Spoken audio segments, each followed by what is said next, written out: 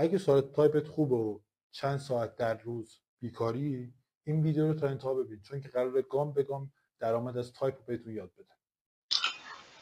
شما اول کار سرچ میکنید typeiran.com یا تایپیران فارسی هم سرچ کنید میاد، میزنید روش.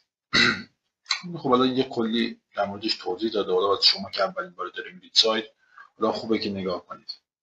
حالا مثلا قیمت تایپ به صورت کلی گفته، حالا گفته هر مثلا برگی که شما می‌نویسید 14950 یا 15000 تومان حدودی واسه شما مثلا درآمد داره و بعد تعداد مجریان 90 حالا تعداد مجریان 90 میلیارد پول گذاشتن اینجا و 38 میلیون صفحه انجام شده و 780,000 پروژه اینجا انجام شده و فقط 680,000 کاربر تایپ داره.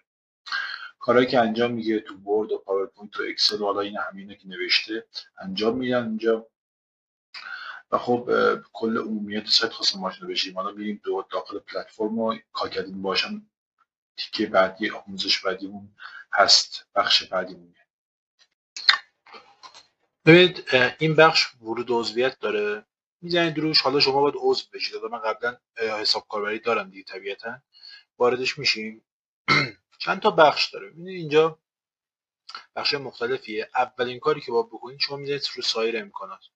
آزمون آنلاین داره. یا آزمون آنلاین داره. شما واسه اینکه ورود کنید به این، یعنی کار اولیه بگیرید، باید تایپ بلد باشید. خب تایپ ملزمش اینه که ورد رو بلد باشید.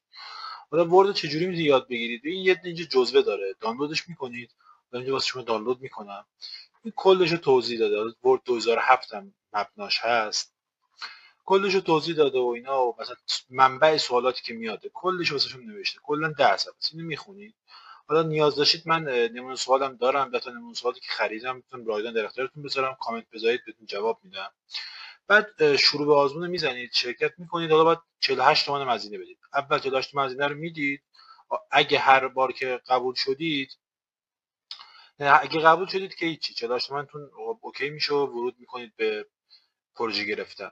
اگه قبول نشدم که دیگه هیچی دیگه، شما با دوباره 48 تومن دیگه بدید و انجام بدید. من توصیه‌ام اینه که اول جزوه رو ببینید، بعد اون نمونه سوال از من ببینید، بعدش هم خب این آزمون رو بدید، یعنی خودتون الکی هدر نره. حالا بخش بعدی میخوام در مورد پروژه گرفتن و ثبت سفارش و این چیزا رو شما یاد بدم.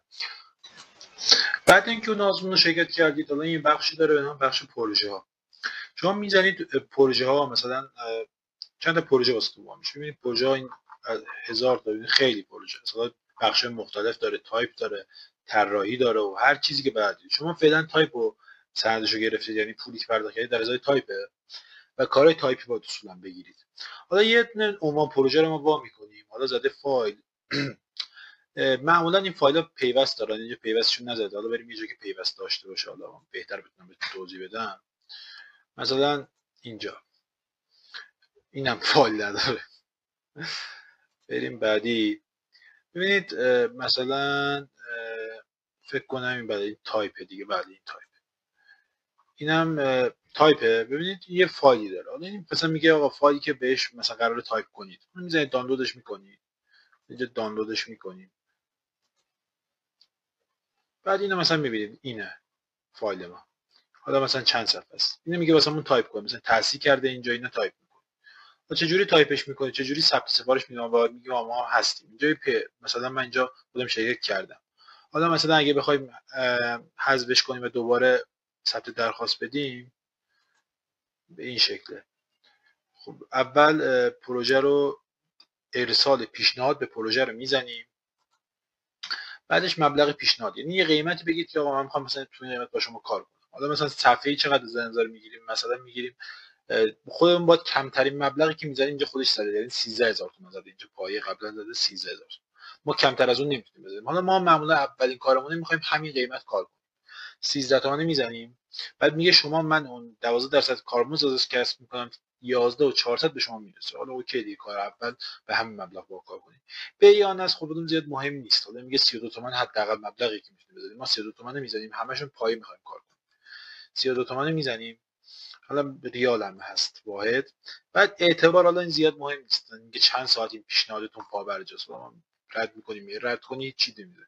یه توضیح بدید که اون طرف رو قانع کنه. حالا این کار در مورد پیمانکاریه. مثلا من کار مرتبط رو بلدم. حالا بیشتر بنویسید، بهتر بنویسید، حالا یه آب و تابی بدید. شما چون که رزومه‌ای ندارید تو حساب کاربریتون، باید یه چیزایی اضافه ترش کنید. اضافه ترش کنید که تو به شما مستم بشه و کارا رو به شما بده. کار مثلا مرتبط رو بلدم. بعدش هم اینو میزنید. بعد خب اینجا الان اومده که میتونید متمایز کنید تو پیشنهاد رنگش عوض بشه. این پیشنهاد نمیشه اوایل. بعد میذارید ثبت نهایی. بعد خب از شما کل اوورال به شما میده، قیمت پیشنهادیتون رو میگه، مبلغ بیانات میگه. قیمت پیشنهادیتون این 13 تومانی که به شما گفتم به ازای هر صفحه است. اینجا نوشته. بعد میگه 10 تومن به عنوان ضمانت میگیره که بعد انجام دادید این ازتون کسب میکنه. حالا این چیز زیاد مهم نیستن. این تایید میزنید و پیشنهادتون میره. حالا این پیشنهاد من اینجا ثبت شد. به همین سادگی ببینید چند آدم پیشنهاد داره. ببینید الان این همه چرا زیاد شده؟ چون خیلی وقت پروژه اینجاست. شما چیکار میکنید؟ معمولا این پروژه عمومش صبح ها انجام میشه. من چند نفر پرسیدم.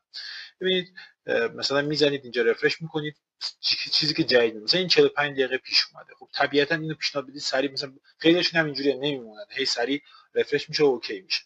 من با چند نفر صحبت میکردم، فکر کنم اینجا با سابقه‌اش باشن. ببین همین میگفت اگه مثلا توضیح میداد میگفت تا روزی 200 تومن میشه درآمد ازش داشت. بعد میگه باید دیگه هم زود بلند شی، مثلا میگه تا 6 صبح بلند شی پروژه بیشتری از یه ذره تجربه با خودتون کار کردن به دست بیارید. چنل سابس کنید. حالا میخوام یه هفته بعد کل کار کنم داخل این، بعد نتیجهشو به شما بگم. چنل ساب داشته باشید. اگه خواستید ادامه بدیم این چالشو، یعنی بیشتر در موردش اطلاعات بذارم، کامنت بذارید که ادامه بدم این کار.